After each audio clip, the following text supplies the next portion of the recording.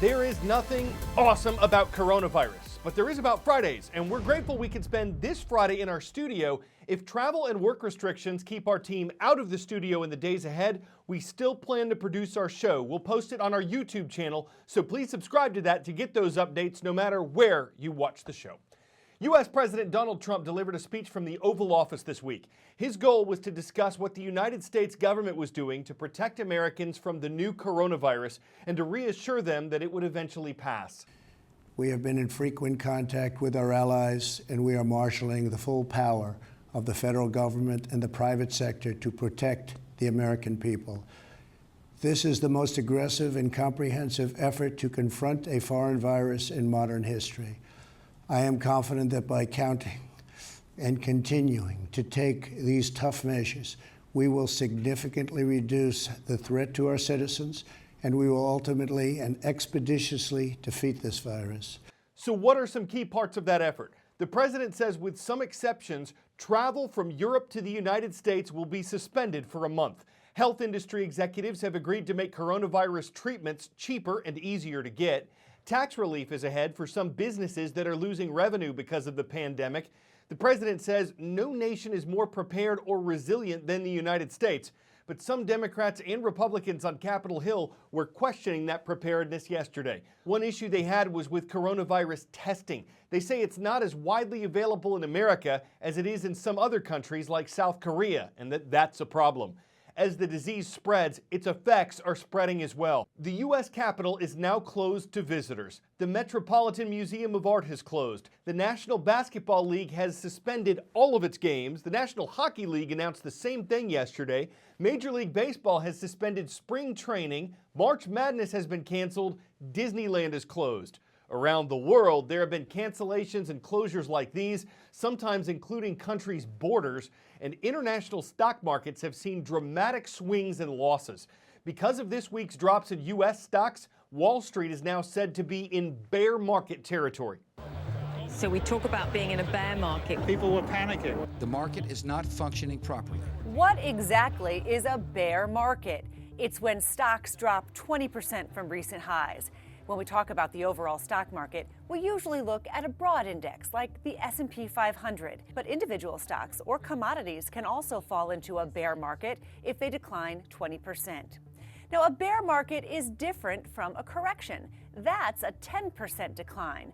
So if the S&P falls into a bear market, it's already had a correction and then fallen another 10%. Since World War II, there have been 13 bear markets for the S&P 500. A bear market doesn't always signal a severe economic downturn. In the last 40 years, 4 bear markets have occurred without a recession. But the drops that coincide with recessions tend to be worse. The good news is bear markets don't tend to last as long as bull markets. The average lasted 362 days and declined nearly 32%. But history shows it takes about a year for stocks to fully bounce back. 10-second trivia. Geographically, which of these nations is closest to Japan? China, North Korea, South Korea, or Philippines?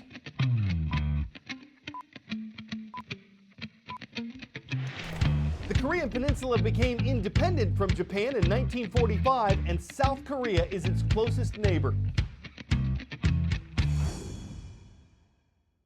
Getting medical supplies to hospitals and people who need them. Developing vaccines. These are some actions being paid for by an $8.3 billion funding bill that President Trump recently signed into law. Other countries are also spending millions to come up with a coronavirus vaccine, and though one of those doesn't exist yet, testing kits do. And as you heard earlier, South Korea has been seen as a model for coronavirus testing. How can the efforts of a nation that's about the size of Indiana potentially benefit larger countries? Since the start of the coronavirus outbreak, South Korea has aggressively tested for the disease. With the help of drive-through testing facilities that speed up the process, South Korea has already tested more than 220,000 people. The quick rollout made possible thanks to fast work by Korean biotech companies like Seegene, which gave CNN exclusive access to its research facilities. This is the laboratory where a team of scientists came up with the test kit for diagnosing coronavirus, and they did it in under 3 weeks. When we starting, we did not expect this kind of the pandemic or outbreak happen in Korea. Nobody expected at all. Chun Jong-yoon is the founder and CEO of Seegene, a company that designs and sells test kits to identify at least 160 different kinds of diseases. In mid-January, Chun says he first instructed his researchers to invent a new test for coronavirus, which was then starting its deadly spread across China. So you guys were already working on coronavirus before the first confirmed case of the illness in South Korea. Yeah, just hearing the news from the China, we thought it will be impact on the Korean peninsula, so we thought that it's emergency cases. The molecular microbiologists got to work without ever having a physical sample of the virus.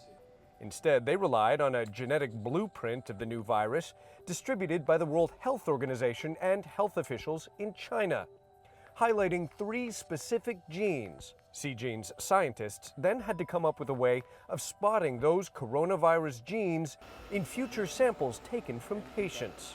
Was there more pressure than usual? Yeah, because it's an emergency case, rapidly spreading the coronavirus into our countries. Not long ago, it would have taken Seegene 2 months to a year to come up with a test. But using artificial intelligence, You were able to come up with a test in less than 2 weeks. Right. That's pretty quick. Yeah, very quick. Chun says on February 12th, the Korean government fast-tracked approval of the new coronavirus test kit less than a month after Seegene started working on it. These 6 vials, some of which only contain a teardrop worth of solution, are what you need to conduct tests on 100 patients for coronavirus. And that can be completed in just 4 hours.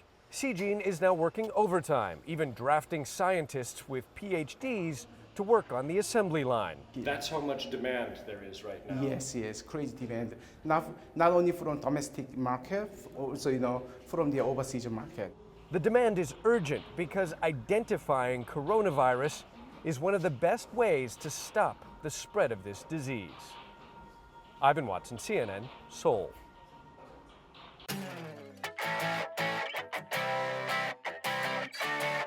The riveting rescue of Rockstar Freddy.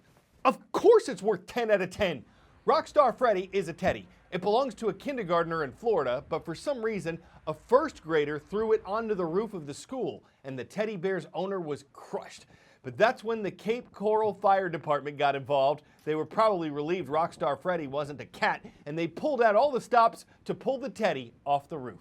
So they didn't need to raise the roof to save the stranded teddy. You betty that they're ready when there's a bare need for Freddy. They held steady and they didn't blush. Even if the thing was plush, bet you that it's still a rush saving something stuffed. Call it fluff, call it guff, but don't ever say they bluffed because Freddy's now home safe and for his owner, that's enough. Pun raps are unbearable, y'all. I'm Carl Zeus, and today's show goes out to Palestine Wheatley High School. It's in Palestine, Arkansas. Let's go, Patriots!